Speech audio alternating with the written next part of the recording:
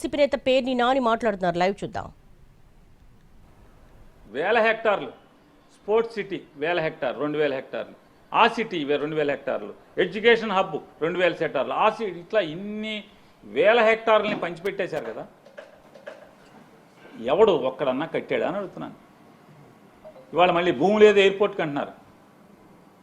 ఏ ఉన్న భూమిలో కట్టొచ్చు కదా అని అడుగుతున్నాను.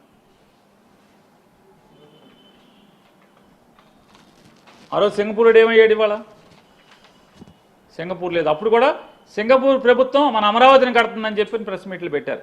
ఈ మెడికల్ కాలేజీల తంతులాగానే వైజాగ్లో 20 లక్షల కోట్ల తంతు కూడా ఇదే. సింగపూర్లో కడుతుంది ఇక్కడ అని చెప్పారు సింగపూర్ గవర్నమెంట్. కానీ సింగపూర్ గవర్నమెంట్ మాకేం సంబంధం లేదండి. ఆడు ఈశ్వరుని కన్సార్షియం అన్నాడు. ఈశ్వరుని ఎక్కడ అంటే జైల్లో ఉన్నాడు ఇప్పుడు. ఏంటంటే ఆడు అవినీతి చేసి ఇచ్చాడు, దొంగాడు అని జైల్లో వేశారు సింగపూర్ గవర్నమెంట్. అతను చంద్రబాబు ఫ్రెండ్ ఆ దొంగ. కానీ భారతదేశంలో చట్టాలేమో ఇంకేం బెయిల్ ఇచ్చేస్తాయి ఓకే కోర్టులన్నీ. అది ఈశ్వరుని ఇంకా బయట రావట్లా. ఇవాళ సింగపూర్ కట్టరా మాకు? చంద్రబాబు నాయుడు గారు సింగపూర్ కట్టరా అమరావతిలో? సింగపూర్ అయిపోయింది. ఇప్పుడు మళ్ళీ కొత్తగా ఏదో వియత్నామో అదో ఇది ఇంకెల్లా తిరుగుతున్నాడు ప్రస్తుతం.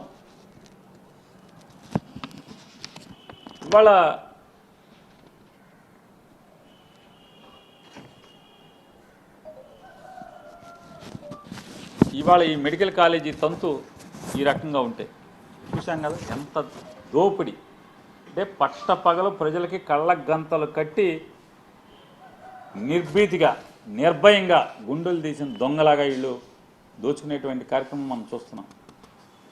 ఇది ఇట్లా ఉంటే ప్రభుత్వ ఉద్యోగులకి 1వ తారీఖు జీతం అన్నారు, ఊరిచ్చారు. సిపిఎస్ అన్నారు, తెల్లారేపటికి చేస్తామన్నారు. పిఆర్సీ అన్నారు, ఏరియర్స్ అన్నీ ఎప్పుడుదప్పుడు ఇచ్చేస్తామన్నారు. డిఏలు ఇచ్చేస్తామన్నారు. అసలు తెల్లారంగానే ఇవాళ డిఏ అయిందా, మళ్ళీ మర్రా డిఏ, మళ్ళీ ఇంకో రోజు డిఏ. ఎన్ని డిఏలు పెండింగ్ ఉంది? పిఆర్సీ ఏరు, ఐఆర్ ఎవరో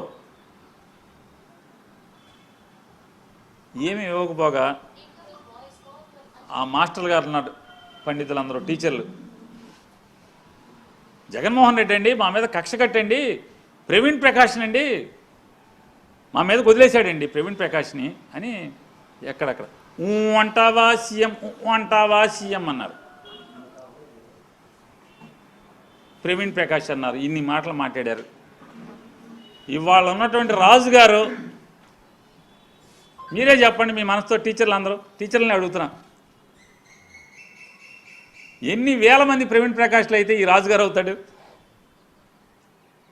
మీరు చెప్పండి.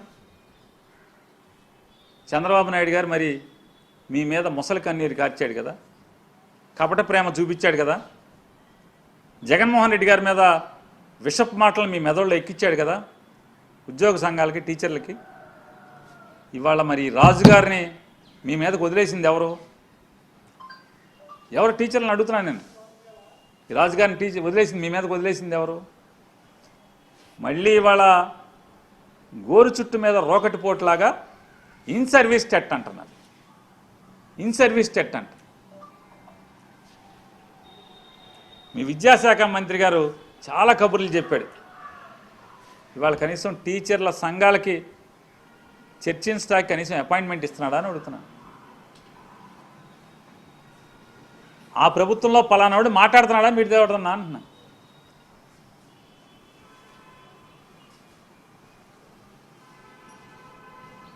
ఒకటో తారీఖు జీతం ఎంతమందికి పడుతుంది? ఎంతమందికి పడుతుందండి 1వ తారీఖు? అడ్డగోలుగా పోలీస్ వ్యవస్థని వైఎస్ఆర్ కాంగ్రెస్ పార్టీ మీద వాళ్ళకి ఎదురు చెప్పిన వాళ్ళ మీద వాడుకోవాలి కాబట్టి 1వ తారీఖున పోలీసు వాళ్ళకి మాత్రమే జీతాలు వేస్తున్నారు. 1వ తారీఖున జీతం పోలీసు వాళ్ళకి తప్పితే మిగతా ఎవరికి ఇట్లే అందరికీ వేసుకుంటా 4వ తారీఖు, 5వ తారీఖు, 10వ తారీఖు, 11వ తారీఖు, 12వ తారీఖు దాకా జీతాలు వేస్తూనే ఉన్నారు. కొత్తలో గెలిచిన 2 మాసాలు తప్పితే అసలు జీతం టంచనగా 1వ తారీఖు మీరు ఎవరికి వేశారు?